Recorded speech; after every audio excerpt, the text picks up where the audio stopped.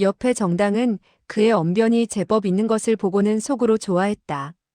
누가 우리 천오라버니를 백치라고 했는가?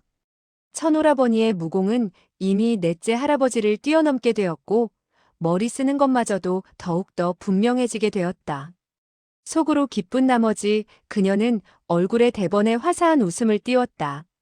그녀는 얼굴에 숟가루를 묻혀놓아 엉망이 되었으나 무사람들은 자세히 살펴본 결과 정당이 아름다운 소녀라는 것을 알아볼 수가 있었다. 다만 머리에 다 헤어진 전모를 쓰고 있었고 몸에는 가슴팍에 기름때가 거울처럼 번지르르하게 묻어있는 시중배의 옷차림을 하고 있어 모두들 속으로 웃었다. 고3 낭자는 손을 뻗어 그녀의 팔을 잡으며 웃으면서 입을 열었다. 이와 같이 예쁜 점원이 이 세상에 있으리라고는 생각지 못했군. 귀에는 또 한 쌍의 명주 귀고리를 달았구먼. 강남의 점원은 역시 우리 관동의 점원과는 다른 데가 있구려. 무사람들은 그 말을 듣고는 모두 다 하나같이 소리내어 웃었다. 정당 역시 풋하고 웃음소리를 내었으며 자기의 실수한 발을 떠올렸다. 조금 전에 넷째 할아버지를 만나는 통에 그만 당황한 나머지 변장을 하면서 귀고리를 떼는 것을 깜빡했구나. 고3 낭자는 수백 명의 고을 백성들이 멀리 서서 구경만 할 뿐 감히 다가오지 못하는 것을 보고 조금 전 한바탕의 격전이 매우 격렬했다는 사실을 떠올리지 않을 수 없었다. 더군다나 정불사는 이 고을 백성을 3명이나 죽였으니 이 고을 백성들은 틀림없이 자기네들을 노략질이나 하는 농림의 호걸로 생각할 것 같았다. 따라서 그녀는 동료들에게 제의를 했다. 이곳은 오래 머물 수가 없을 것 같으니 우리들도 모두 떠나도록 하지요. 그리고 그녀는 다시 정당에게 말했다. 소매, 이와 같이 옷을 바꿔 입느라고 아마 속옷마저도 더럽힌 것 같구려. 우리가 바꾸어 입을 양으로 가져온 옷들이 많으니 나쁘다고 생각하지 않는다면 객점으로 찾아들어서 먼저 목욕을 하고 몇 가지 갈아입도록 하구려. 그리고 그녀는 고개를 갸웃거리며 다시 정당을 바라보며 말을 이었다. 소매와 같이 이토록 아름다운 강남의 미녀는 이 늙은 언니가 한 번도 본 적이 없구려. 여장으로 소매가 되돌아간 이후의 모습, 그림에서나 볼 수 있는 미녀의 모습을 이 늙은 언니는 정말 보고 싶구려.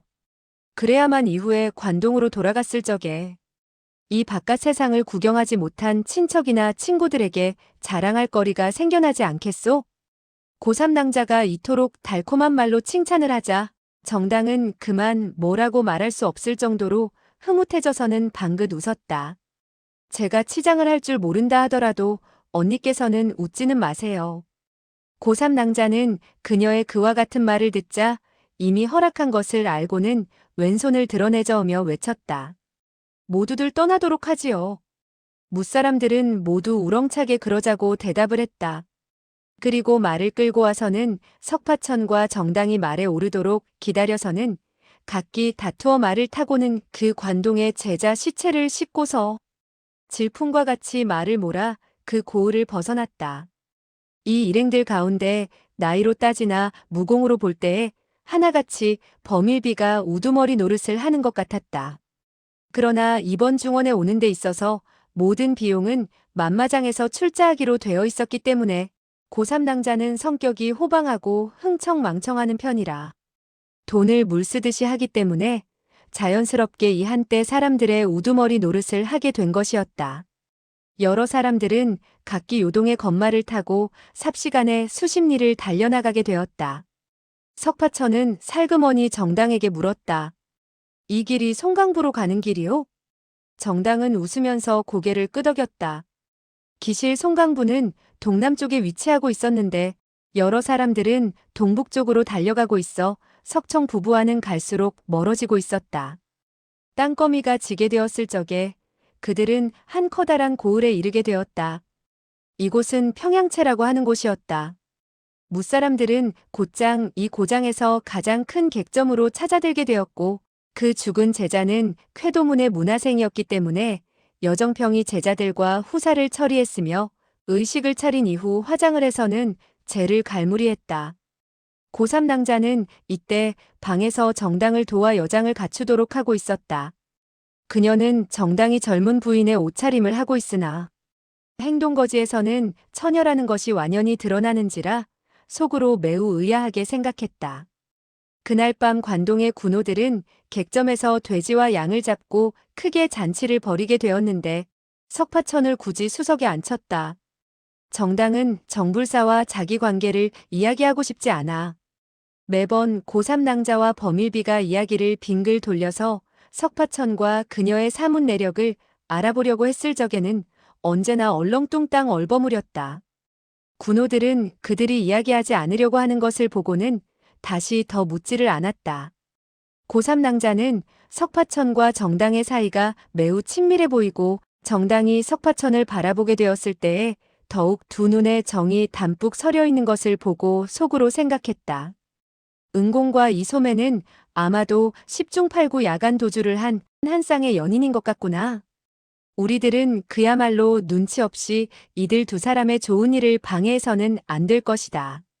범일비 등은 관동에서 평소 대단한 위험을 토하고 있었으며 그야말로 불가일세로 날뛰었는데 이번에 중원으로 들어와서는 정불사와 일전을 벌인 결과 하마터면 전멸을 당할 뻔했는지라 마음속으로 여간 꺼림칙한 것이 아니었다. 그리고 여정평은 자기의 힘이 되는 제자가 죽었는지라 더욱더 마음이 우울했다. 그러나 석파천과 정당의 앞에서는 억지로 정신을 차리고 기운을 내어서는 배불리 술과 음식을 들지 않을 수가 없었다. 연회석이 파한 이후에 고3 낭자는 범일비에게 눈짓을 했다. 그리고 두 사람은 석파천과 정당의 팔을 잡고서는 한 칸의 객실로 들여보냈다. 범일비는 씩 웃고서는 물러갔는데 고3 낭자는 웃으며 한마디를 했다. 은공, 우리 이 새색시가 예쁘지 않나요? 석파천은 얼굴을 붉히고 정당을 한번 바라보았다. 정당의 얼굴은 붉게 물들어 있었고 두 눈동자에서는 금방이라도 추파를 던질 것 같았다. 석파천은 그만 그와 같은 그녀의 모습에 가슴이 쿵 뛰는 것을 느끼게 되었다. 따라서 두 사람은 동시에 머리를 돌리고 각기 뒤로 두 걸음을 물러서서는 벽에 기대어 섰다. 고3 낭자는 깔깔거리고 웃으면서 입을 열었다.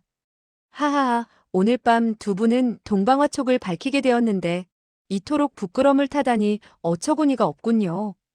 이와 같이 멀찍이 떨어져 있는 것은 그야말로 손님처럼 서로 공경하자는 뜻인가요? 그리고 왼손으로 방문을 닫으면서 오른손을 휙하니 휘둘러 한 자루의 비도를 날려보내 휘황하게 켜진 촛불의 심지를 잘랐다. 그런데 그 비도는 심지를 자르고도 기운이 뻗쳐서 조금도 누그러짐이 없이 창문으로 날아나갔다. 이렇게 되자 방은 이미 칠흑과 같은 어둠에 휩싸이게 되었고 기분이 좋아진 고3 낭자는 웃으며 입을 열었다. 삼가 두 분이 100년 동안 금실 좋게 머리가 팥뿌리가 되도록 사시기를 빕니다. 그리고는 꽝하니 방문을 닫아주었다. 석파천과 정당은 얼굴이 화끈 달아오르게 되었고 가슴속으로는 잔잔한 물결이 일듯 흥분되는 것을 느끼게 되었다. 벼랑간 석파천은 다시 수아를 떠올렸다. 수아가 나의 이 광경을 보게 된다면 틀림없이 화를 내게 될 것이다. 그리고 아무래도 그녀는 그때부터 나의 아내 노릇을 하지 않을 것이니 이 일을 어떻게 한다? 갑자기 마당에서 한 사내의 음성이 크게 들려왔다. 영웅호걸이라면 우리 칼과 창을 꼬나쥐고 남이 보는 앞에서 한바탕 붙어보자고. 슬쩍 몰래 한 자루의 비도를 날려보내다니 그러고서야 무슨 호걸이고 영웅이라고 할 수가 있는가. 그야말로 구웅 곰이지. 정당은 이때 가볍게 콧소리를 내며 웃는 듯 하더니 석파천 앞으로 다가왔다. 두 사람은 서로 손을 마주 잡게 되었고 속으로 웃음이 터져 나오려는 것을 가까스로 억눌렀다. 고3 낭자는 그 비도로서 우리의 촛불을 꺼주자는 것인데 그만 남의 오해를 받게 되었구나. 석파천이 입을 열고 해명을 하려고 했을 적에 한 부드럽고도 매끄러운 손이 와서 그의 입을 틀어막는 것이 아닌가.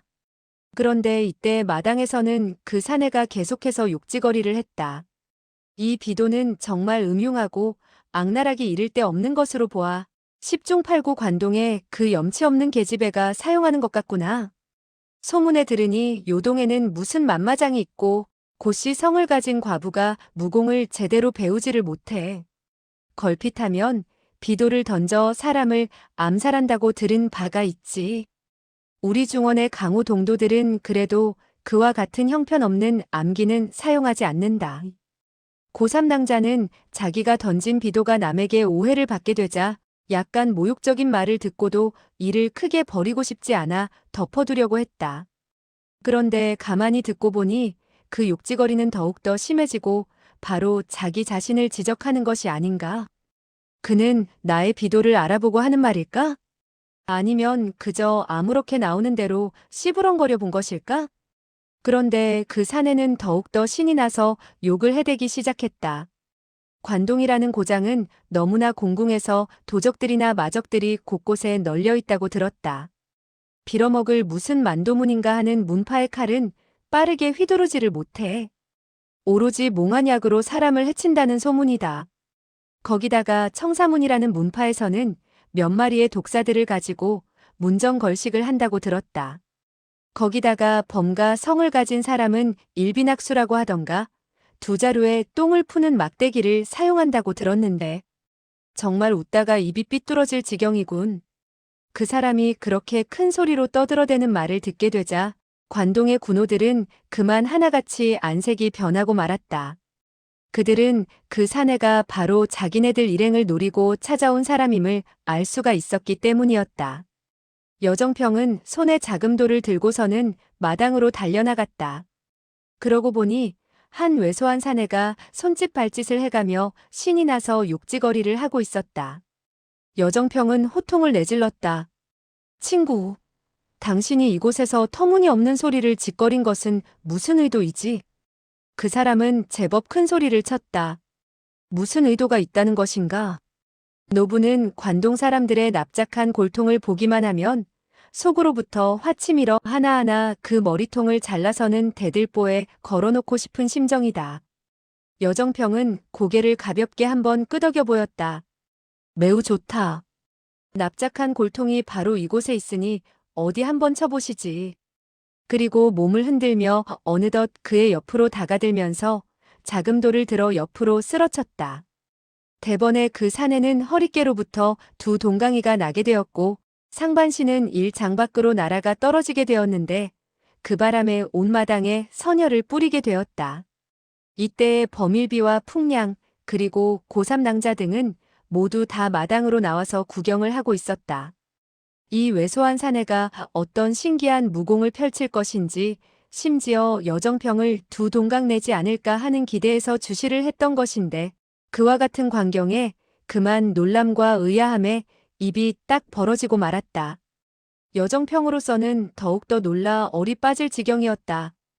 그 사내는 큰 소리를 치며 관동 사대문파의 무공을 한 푼어치의 가치조차 없는 것으로 매도했는데 그 점으로 보아 놀라운 재간이 없다 하더라도 여정평과 몇 수는 겨루리라고 생각했던 것이었다. 그런데 전혀 무공을 모르는 사람이었으니 그들로서는 천만 뜻밖이라 하지 않을 수가 없었다. 군호들이 정이 어처구니가 없어 서로의 얼굴을 쳐다보게 되었을 때에 갑자기 지붕 위에서 그 누가 냉랭한 어조로 입을 열었다. 훌륭한 재간이군. 훌륭한 재간이야. 관동의 쾌도문 여대엽은 한 칼에 차를 나르고 밥을 나르는 점원을 두 동강이 내었군. 관동의 군호들은 고개를 쳐들고 소리가 나는 곳을 바라보았다.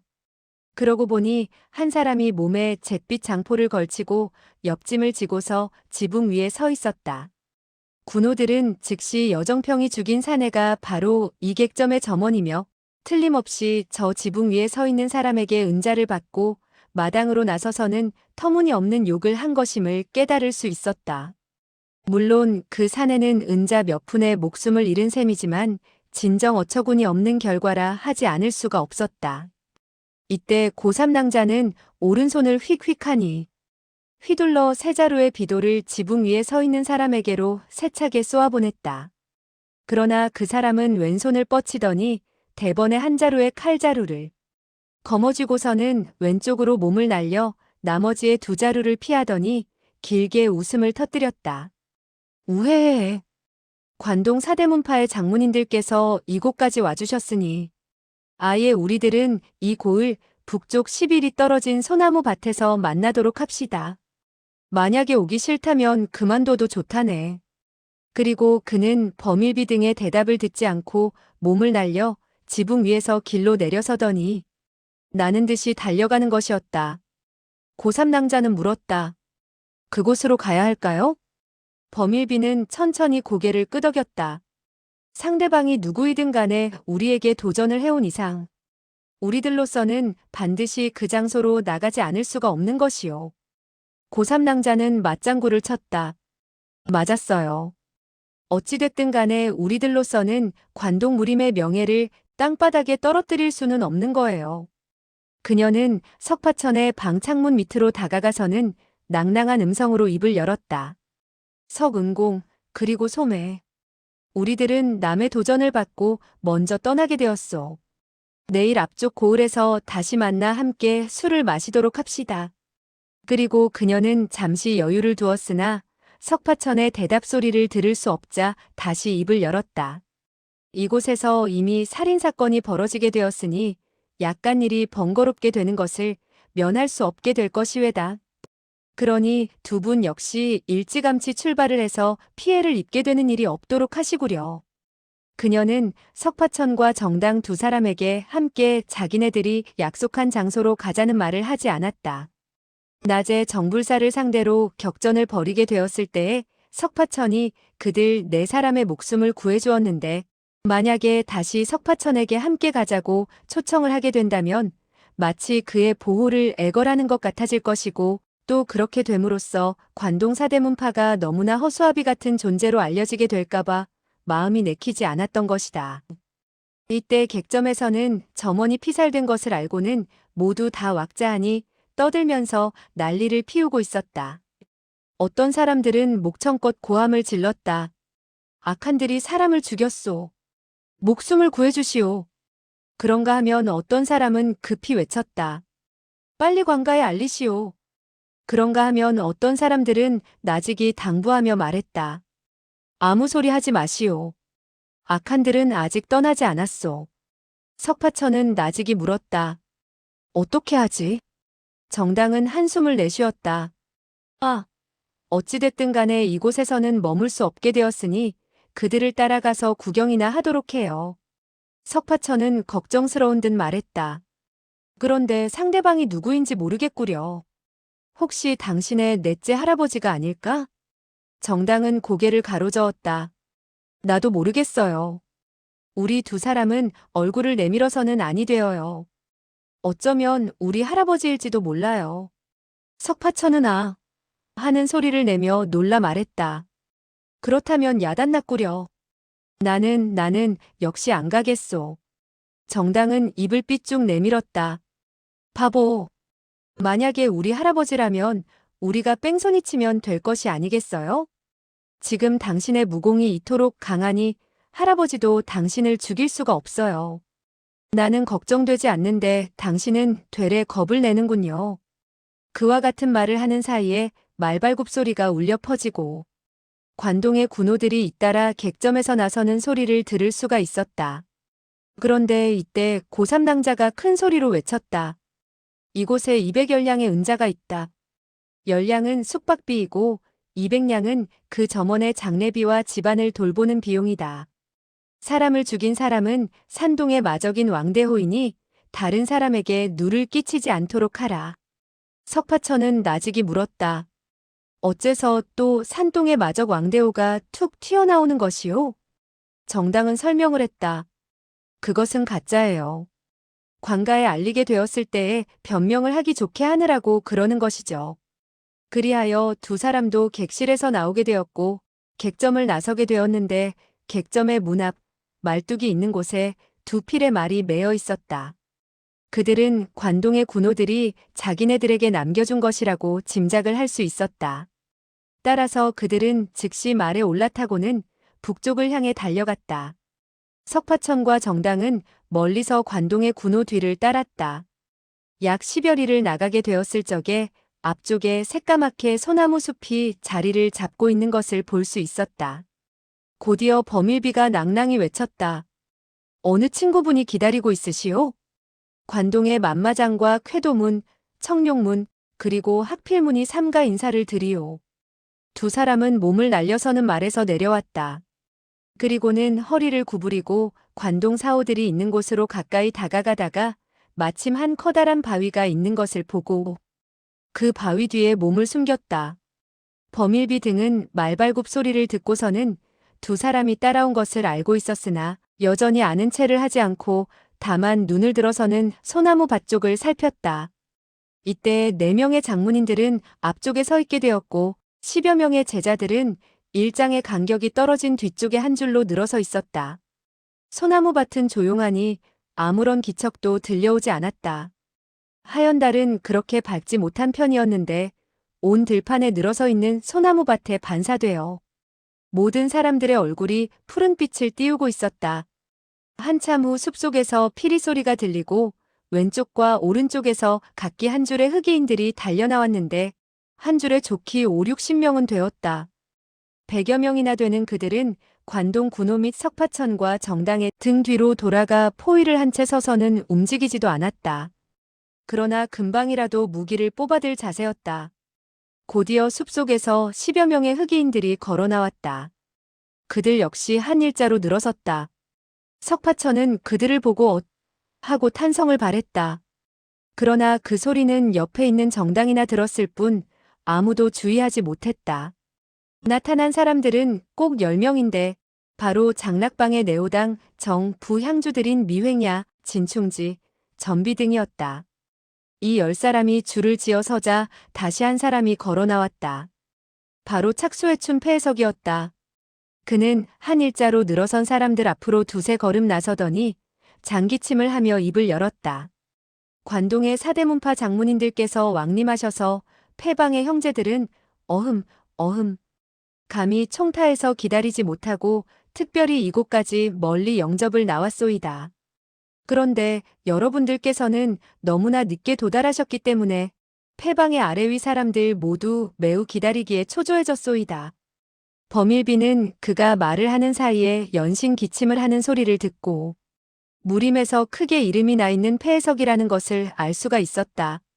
따라서 상대방이 바로 자기네들이 이번에 찾아 나섰던 장본인이라는 것을 새삼 인식하게 되었으나 장락방의 세력이 대단한 것을 보고 되레 마음을 놓았다. 상대를 해야 할 사람들이 장락방의 사람들이라고 한다면 생사형 욕은 이 일전에 달려있다 할 수 있을 것이며 아무런 상관이 없는 정불사 등과 귀찮게 얽혀드는 것을 면할 수 있게 될 것이다. 정불사를 머리에 떠올리게 되자 그는 자기도 모르게 온몸에 소름이 돋는 것을 느끼면서 폭언을 하고 입을 열었다. 알고 보니 패 선생께서 멀리까지 나와주셨으니 뭐라고 고마운 말씀을 드려야 할지 모르겠소이다. 불초는 와호구의 범일비로소이다. 곧이어 그는 여정평과 풍량 및 고삼낭자 등 세 사람을 소개시켜 주었다. 석파천은 그들이 깍듯이 예의를 차리고 인사말을 나누는 것을 보고는 안심을 했다. 그들은 싸우러 온 것이 아니로구나. 그리하여 그는 나직이 정당에게 말했다. 모두 한 집안 사람이구려. 우리 나가서 만나보도록 합시다. 정당은 그의 팔을 잡으며 그의 귓가에 대고 나직이 속삭였다. 잠깐만 기다려본 이후에 다시 이야기하도록 해요. 이때 범일비는 다시 입을 열었다. 우리들은 지난번 말씀드린 바와 같이 귀방을 찾아 인사드리려고 했으나 뜻밖에도 도중에 어떤 일로 인해서 지체되는 바람에 그만 늦었으니 아무쪼록 패 선생과 여러 향주들께서는 너그러운 마음으로 이해해 주시기를 바라나이다. 패해석은 정중히 그 말을 받았다. 원 별말씀을 다 하시는구려. 하지만 패방의 석 방주께서는 며칠 동안 삼가 기다렸으나 여러분들이 왕림하는 것을 볼 수 없게 되자 여러분들이 이미 약속한 일을 없었던 것으로 하는 줄 알고 또한 다른 볼 일이 있어 다시 더 기다리지 못했소이다. 범일비는 약간 어리둥절해졌다. 석 영웅호걸께서는 어디로 가셨는지요? 솔직히 패 선생에게 말씀을 드리면 우리가 말리 먼 길을 마다하지 않고 중원 땅으로 온 것은 귀방의 석영웅호걸과 한번 만나자는 데 있었소이다. 만약에 석영웅을 만나보지 못한다면 그야말로 우리들로서는 크게 실망하지 않을 수가 없을 것이외다. 폐해석은 손을 입으로 가져가서는 몇 번 기침을 했을 뿐 그 말에는 왈가왈부하지 않았다. 범일비는 재차 입을 열었다. 우리들은 약간의 관동에서 나는 토상품과 몇 장의 초피, 몇 근의 인삼을 석영웅과 폐선생, 그리고 여러 향주들에게 드리고자 하나이다. 너무나 약소해서 경의가 되지 않지만 그저 천리 먼 길에도 마다하지 않고 달려온 성의를 봐서라도 여러분들은 웃으면서 받아주시기를 바라오이다. 그리고 그는 왼손을 들어 한번 흔들었다. 그러자 즉시 3명의 제자가 말 옆으로 가더니 말 등에서 3개의 보따리를 끌어내리고는 공손히 폐해석의 앞에다 갖다 놓았다. 폐해석은 웃으며 입을 열었다. 이건 너무나 황송하구려. 여러분들께서 이토록 두터운 예물을 주시니 진정, 진정 거절한다는 것은 불경스러운 일일 것이고 받자니 부끄럽다는 생각이 드는군요. 정말 고맙소이다. 미횡야 등은 3개의 보따리를 받아서 저쪽으로 가져갔다. 그런데 범일비는 또 자기의 등에 지고 있던 물건들 가운데서 한 조그마한 보따리를 끌어내려서는 두 손으로 받쳐들고 3걸음 앞으로 나서더니 낭낭히 입을 열었다. 귀방의 사도 방주께서는 옛날 관동에 오시게 되었을 적에 불초 및 이 3분 친구들과 무척 사이좋게 지냈으며 사도 방주께서 예쁘게 보아준 덕택으로 우리들은 그야말로 목숨을 걸 정도로 깊은 교분을 맺게 되었소이다. 이곳에는 한 뿌리의 형태를 갖춘 천년묵은 산삼으로 말한다면 복용을 하게 되었을 적에 수명을 누리게 되고 몸을 건강하게 하는 효능이 있는 등 그야말로 매우 희귀한 물건이라 할 수가 있는데 사도 큰형님에게 전해주시면 고맙겠소이다.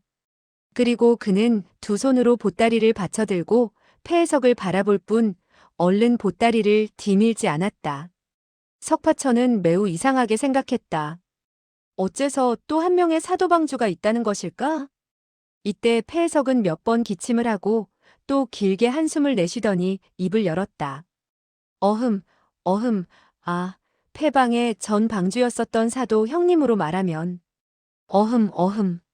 몇 년 전 한 가지 불쾌한 일로 인해서 그만 낙심을 한 나머지 다시는 방의 일을 돌보기 싫어하게 되었소이다. 따라서 방의 커다란 일은 모두 다 석 방주에게 맡기게 되었고 사도 형님께서 그 어르신께서 산속으로 들어가 응거하게 되었고 오래전부터 소식을 들을 수가 없어 그렇지 않아도 방에 옛날부터 자리를 같이 해온 오래된 형제들은 모두 다 매우 그리워하고 있는 편이지요. 따라서 여러분들의 이 두터우신 예물을 그 어르신의 손으로 전한다는 것은 아무래도 수월하지 않을 것 같소이다. 범일비는 담담한 어조로 입을 열었다. 사도 형님께서는 어느 곳에 응거하고 계시며 또 어인일로 은퇴를 하셨는지 모르겠구려. 말뜻은 점차 엄해지는 것 같았고 은연중 다그치는 뜻이 서려 있음을 알 수가 있었다. 폐해석은 빙그레 웃으며 입을 열었다. 불초는 그저 사도 방주의 부하로서 그 어르신의 사사로운 일에 대해서는 아는 바가 별로 많지 않소이다.